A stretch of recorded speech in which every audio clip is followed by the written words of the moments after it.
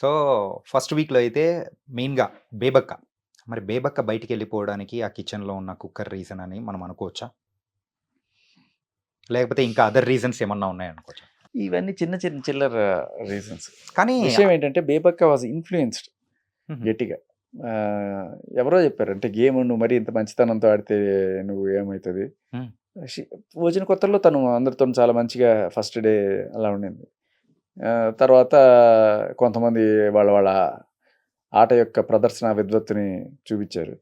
చూపిస్తే ఓహో! ఇలా ఆడితేనే బిగ్ బాసా అని అనుకున్నట్టుంది ఆవిడ. సో, తర్వాత she try to be strict. ఎవ్వరు కిచెన్ దగ్గర రావడానికి లేదు. హ్మ్. నేనే చేస్తాను. తను వెళ్ళిపోయిన తర్వాత కూడా ఎవరు చేసుకోవడానికి లేదు. ఇలాంటి రూల్స్ ఏవో సొంతవి తనే పెట్టడం. హుహుహు. అంటే నేను గేమ్‌లో స్ట్రాంగ్ కంటెస్టెంట్‌నని చెప్పుకోవడానికి చేసింది. నిజానికి అలా కాదు బేబక్క. హ్మ్. ఏమడిగినా చేసి పెడతది పాపం. ఆ! కానీ గేమ్ ఆడమని ఎవరో చెప్పిన సజెషన్ సీరియస్‌గా తీసేసుకొని, తన ఒరిజినల్ ఏదైతే ఉందో అది దాన్ని ఇది డామినేట్ చేసింది. Bebakka original is a wonderful woman. But ఈ ఇది ఓవర్ షాడో చేసిందంతే. ఓకే. దానివల్ల కొంతమంది ఆవిడని నామినేట్ చేయడము, హ్మ్. దానికి రీజన్‌లు చెప్పేటప్పుడు ఇలా చెప్పడం. హ్మ్. ఇంకొకరో లేకపోతే ఇంకోటో. సో, నెగెటివ్ ఫేస్, నెగెటివ్‌గా, ఫేక్‌గా అని మీరన్న దాన్లలో కూడా సో, సోనియా కానీ, నాగమణికంఠ కానీ వీళ్ళ పేర్లు ప్రత్యేకంగా చెప్పారనమాట. సో, నిజంగా వాళ్ళు ఒక ఫేక్‌తోనే ఆడుతున్నారా? అంటే నేను వాళ్ళ ఆటని మరీ అంత దగ్గర నుంచి చూడను. దగ్గర ఉన్నప్పుడు కొంచెం దూరమే పోతుంటాను. ఎందుకలాగా? అదే దూరంగా వెళ్ళిపోవడానికి గల రీజన్స్ ఏంటి? మెయిన్‌గా సోనియా గాని, నెగెటివ్ వైబ్స్ నాకు. Negative vibes. హ్మ్. నెగెటివ్ వైబ్స్ వస్తాయి. ఇంకొకటేంటంటే ఇప్పుడు నాగమణిగుంట గురించి ఏదో చెప్పాననుకుందాం. హ్మ్. ఏదో జోక్ చేస్తే ఇప్పుడు మణికంఠ గొప్పదేం లేదు ప్రపంచంలో. అంటే నువ్వే అందరికన్నా గొప్పవాడివి. మణికంఠ. హ్మ్. ఇలా నేను చెప్పినప్పుడు అక్కడ నవ్వేసి తర్వాత నామినేషన్‌కి వచ్చి నాకు జోకులంటే చిరాకు. యాహ్! ఇలాంటివి చెప్పినప్పుడు సరే ఎందుకు చెప్పాలి నేను? హ్మ్. జోవియల్‌గా లేడు, సోషల్ అవ్వలేకపోతున్నాడు. సరే ఎందుకు? దూరంగానే ఉంటే బెటరు అన్నట్టుగా నేను ఇదయ్యాను. ఇక సోనియా అయితే ఆవిడది ఒక అలగ్ దునియా. ఆవిడ దాంతో పాటు ఏదన్నా చిన్న విషయం ఇక్కడ వీడు దొరుకుతాడు అనుకుంటే దాన్ని పొలిటిసైజ్ చేసి హ్మ్. ఆరెంజ్ విషయం చూసే ఉంటారు మీరు. యాహ్! సో, మొదలుపెట్టిందే ఆరెంజ్‌తో. హ్మ్. ఆరెంజ్ ఫుడ్ అంట. ఫుడ్‌తో ఆటలాడకూడదంట. ఆటలాడితే దేశానికి అవమానించినట్టు, రైతుని అవమానించినట్టు ఇట్లా. మరి నాకు అదే అనిపించింది. ఎన్ని సినిమాల్లో రాఘవేంద్రరావు గారు ఎన్ని పళ్ళని ఎన్ని రకాలుగా వాడారు. హ్మ్. అది ఎవరు చెప్పారు? ఏ రాజ్యాంగంలో రాసుంది? లేదు కదా! ఈవిడ సొంతంగా రాసేస్తది. అలా చేస్తది. అంతే. తన అమ్మాయి పేరేంటి? విష్ణుప్రియని కూడా. హ్మ్. అడల్టరేటెడ్ కామెడీస్, నువ్వు యాహ్! పుణ్యస్త్రీవి ఇలా నోటికొచ్చిన మాటలన్నీ మాట్లాడేస్తది. ఏమనుకుంటారు జనాలు ఏమైనా ఎదవలు తెలీదు అనుకుంటారా? చూసేవాళ్ళకి ఇది ఉంటుంది కదా! వాళ్ళు ఆలోచించగలరు. ఈమె పాలిటిక్స్ ప్లే చేస్తుందా? నిజంగా మాట్లాడుతుందా అనేది. హ్మ్. ఏమీ లేని దాన్ని కూడా ఇలా ఏదో ఒకటి సీన్ చేయాలనే అనేది ఉద్దేశ్యం అనేది. చేసి అవతల వాళ్ళని బ్యాడ్ చేసి దాని మీద ఈవిడ గుడ్ అవ్వాలనే ఒక తపన. అండ్ ఆవిడకి ఎవరు ఏమి చెప్పక్కర్లా. హ్మ్. ఆవిడే వచ్చి ఏదో ఒకటి అనుకొని ఆవిడే చేసుకుంటది. అండ్ మెయిన్‌గా అయితే అందరూ బయట ప్రేక్షకులు కూడా అనుకునేదేంటంటే, సో, సోనియా, విష్ణుప్రియ వీళ్ళిద్దరి మధ్య జరిగిన కాన్వర్జేషన్ ఏదైతే ఉందో, ఈవెన్ మనము నామినేషన్స్‌లో కూడా చూసాం. ఏందంటే అదొక హీట్ ఆఫ్ ద మూమెంట్. తర్వాత తిట్టుకున్నారు. ఫ్యామిలీస్‌నిది కూడా కొంచెం ఇన్వాల్వ్ అయ్యేటట్టు మాట్లాడడం గాని, ఇలాంటివి జరిగిందనమాట. సో, అలా అన్నప్పుడు మీరు తర్వాత చెప్పడాలు గాని, ఏదైనా జరిగిందా? సోనియాకి గాని, లేకపోతే విష్ణుప్రియ గాని? సోనియాకి చెప్పలేదు. నేను విష్ణుప్రియకి చెప్పాను. హ్మ్. నువ్వు గట్టిగా చెప్పుండాల్సింది. హ్మ్. నువ్వు ఎక్కడో ఏదో చేసావని చెప్పి దాన్ని పట్టుకొచ్చి ఇక్కడ నీ గురించి మాట్లాడడం కరెక్ట్ కాదు కదా! For every subject there is different form. ఇ ఇక్కడ మనం బిగ్ బాస్ ఆడడానికి వచ్చాం. ఇక్కడ నువ్వు ఎట్లా ఉన్నావు అనేదే ఇంపార్టెంట్. నువ్వు పాత జీవితంలో నువ్వు ఏం చేసావు అనేది it's none of anybody's business. Hmm. కొంతమంది దాన్ని సింపతి కోసం వాడుకునే వాళ్ళు ఉన్నారు. లేకపోలేదు నా జీవితంలో అలా జరిగింది కాబట్టి నన్ను ఎలిమినేట్ చేయకండి, నన్ను నామినేట్ చేయకండి, నన్ను మీరు అనకూడదు. ఎందుకంటే నా ఫ్లాష్ బ్యాక్ ఇది. సో, విష్ణుప్రియ ఎప్పుడు అలాంటిది ప్లే చేయలేదు. హ్మ్. అంటే చెప్పుండాల్సింది నువ్వు గట్టిగా ఇది కరెక్ట్ కాదు అని. సో, తను పాపం అమాయకురాలు. అండ్ మీ దృష్టిలో ఇప్పుడైతే ఉన్న టీమ్‌మేట్స్‌లలో ముందుగానే ప్లాన్ చేసుకొని వచ్చి ఒక పైకి మాత్రం మేము స్ట్రేంజర్స్ అదే లోపలికెళ్ళిన తర్వాత మాత్రం వాళ్ళ గేమ్ ఆడుతూ ఒక టీమ్‌గా ఆడుతున్న వాళ్ళు ఎవరైనా ఉన్నారా? అందరూ తెలిసిన వాళ్ళే కదా వీళ్ళందరూ. ఒకరికొకరు తెలిసిన వాళ్ళే. ఓపెన్ సీక్రెటే దాంట్లో ఏమి దాపరికం ఏం లేదు. హ్మ్. యష్మి, ప్రేరణ, నిఖిల్, నైనిక, ఆమ్, సోనియా. సో, వీళ్ళందరికీ ముందుగానే పరిచయాలున్నట్టు, వస్తున్నట్టు ముందే తెలుసంటారా? ఆ, సో, ఒక ప్లాన్‌గానే ఆడుతూ ఉన్నారు.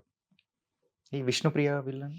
లేదు ఇప్పుడు నైనిక, విష్ణుప్రియకి కూడా ఈ బ్యాచ్తో పరిచయం ఉంది. హ్మ్. అలా అని వీళ్ళందరితో కలవకుండా లేరు. వీళ్ళందరూ ఒక గ్యాంగ్ లాగా ఎప్పుడు కూర్చొని ఉంటారు అనమాట. అబ్బాయి కూడా.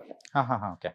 కొంతమందికి ఏమనిపిస్తుంది అంటే వీళ్ళందరూ ఒక గ్యాంగ్ ఫామ్ అయిపోయారు, ఏం చేసినా వాళ్ళే చేసుకుంటారు అన్నట్టుగా అనిపించే మాట్లాడుకున్న వాళ్ళు ఉన్నారు. నేను కూడా నవీల్తో మాట్లాడాను హ్మ్. ఈ విషయంలో.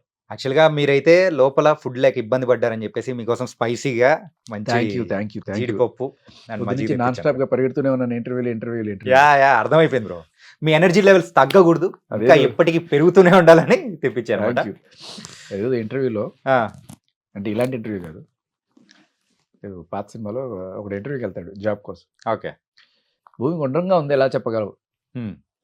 భూమి గుండ్రంగానే ఉందని ఎలా చెప్పగలవు అని అడుగుతాడు. ఓకే. అంటే నేను తిరిగి ఇంటర్వ్యూలకి వస్తున్నాను సార్ అంటాడు. అంటే వాడికి జాబ్ రావట్లేదు అనమాట. జాబ్ రావట్లేదు. ఇంటర్వ్యూలకి వెళ్తున్నాడు, అందుకని భూమి గుండ్రంగా ఉందన్నమాట.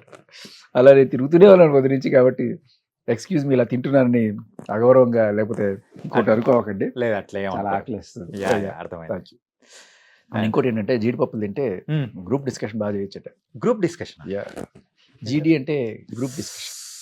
అన్నా ఈ టైప్ ఆఫ్ జోక్స్ లోపల మిస్ అయ్యాము. అండ్ ఇంకో విషయం తెలుసా, మీరు వేసిన జోక్స్ అందరూ బయట బాగా ఫాలో అవుతున్నారు తెలుసా. ఈవెన్ కాలేజెస్లో, ఆఫీసులలో ఎక్కడైనా ఒక నలుగురు ఫ్రెండ్స్ గ్యాదర్ అయ్యారంటే ఒక జోక్ చెప్పారంటే ఈ శేఖర్ భాష జోకులు కదా అనే పేరు మాత్రం తెచ్చేశారు. It was nice. అంటే ఉన్న తక్కువ టైం అయినా కానీ మీ యొక్క మార్క్ని మాత్రం చూపించారు. It was very nice. మా ఆఫీస్లో ఇలాగే అనుకున్నాడు. ఎవరన్నా నేను జోక్ వేయకపోయినా కూడా వేరే వాడు ఎవరన్నా జోక్ వేసినా కూడా నువ్వు శేఖర్వా అని అడుగుతారు. యా, మొత్తానికి అది ఆఫీస్ నుంచి బయటకు వచ్చి ఇప్పుడు జనంలోకి బలంగా వెళ్ళింది. బలంగా వెళ్ళింది, Yeah. చాలా బలంగా. ఇది ఎప్పటికీ ఉండిపోయేలా కూడా మీరు చేద్దాం. చేస్తున్నారు. అండ్ మన బిగ్ బాస్లో సో మీరు వెళ్ళారు. సో మీతో పాటు ఉన్న అంటే మీ ఫ్రెండ్గా ఉన్న ఆదిత్య ఓం గారు, Hmm. ఆదిత్య ఓం గారు మిమ్మల్ని అంటే నామినేట్ చేయడం అనేది మీకు ఎలా అనిపించింది ఆ మూమెంట్లో?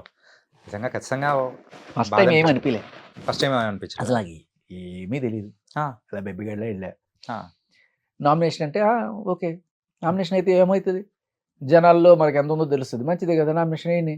హ్మ్, కాకపోతే ఫస్ట్ టైం నామినేషన్ వేసినప్పుడు మామూలుగానే మంచిగానే చెప్పాడు, హ్మ్, నేను ఇది ఇంకనే వేస్తున్నాను అని చెప్పాడు. తర్వాత మళ్ళీ పొడిచాడు పొడిచాడు. ఏంటన్నా నువ్వు ప్రతిసారి నన్నే టార్గెట్ చేస్తున్నావు అనుకున్నా నేను. హ్మ్. ఇంకా తర్వాత ఇదేదో కట్టప్ప బాహుబలి లాగా మళ్ళీ చిరాకు ఏమంటే అది కూడా దోమ తీసుకొచ్చి నా మెడలో వేసాడు. ఎందుకు నాకు వేస్తున్నాడు ప్రతిసారి, ఇంకెవడ కనిపించట్లేదు ఆయనకి హ్మ్, అని చెప్పి అనిపించి నాకు తర్వాత ఒకటి అర్థమైంది, హ్మ్, సేఫ్ గేమ్ ఆడుతున్నాడు. నేనంటే సీనియర్ హీరోగా ఓ అన్న లెక్క గౌరవం ఇచ్చి నేను ఆయన రిటర్న్ చేయలేకపోతున్నాను. మొహమాటానికో పెదరికానికో నేను తిరిగి ఆయన్ని నామినేట్ చేయట్లేదు. ఓకే, వీడెప్పుడు మనం నామినేట్ చేయడు, హ్మ్. అదే అని అనుకున్నాడు, లేకపోతే ఓ చెంచాగాడు లెక్క అనుకున్నాడు.